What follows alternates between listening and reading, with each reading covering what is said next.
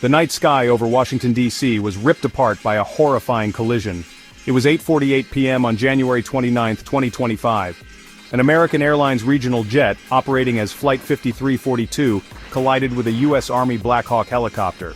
The impact occurred directly above the dark waters of the Potomac River.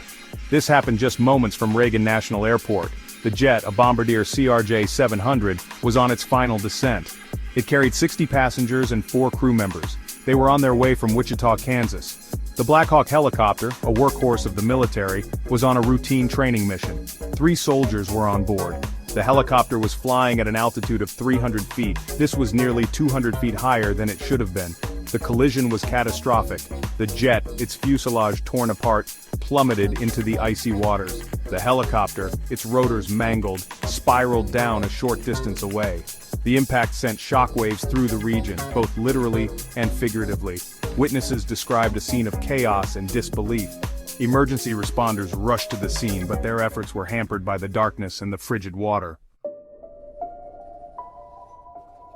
The recovery effort began immediately. It quickly became a race against time. Divers from multiple agencies plunged into the icy Potomac. They searched for survivors. The Coast Guard deployed boats and helicopters. They scanned the water's surface with searchlights. But as the hours ticked by, hope dwindled. The force of the impact left no chance of survival. The recovery teams faced grim work. They pulled bodies from the wreckage, each one a stark reminder of the human cost of the tragedy. The process was painstakingly slow. The wreckage was scattered over a wide area. Some of it was submerged in 25 feet of water. Divers battled strong currents and near-zero visibility. They worked tirelessly. They knew that families were waiting for answers. The National Transportation Safety Board, or NTSB, took charge of the investigation. They faced a daunting task.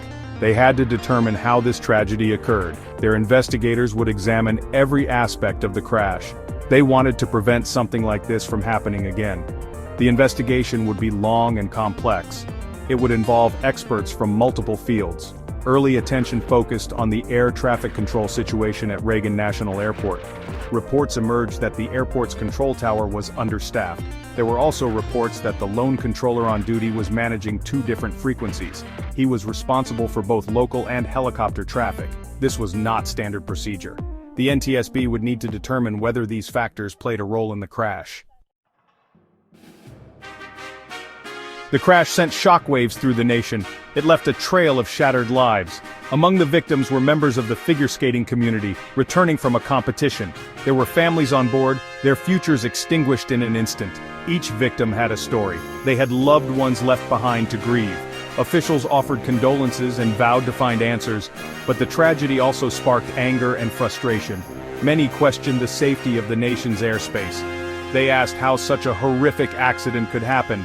The investigation would be long. It was a quest for answers, but more importantly, it was a search for accountability. The victims deserved nothing less.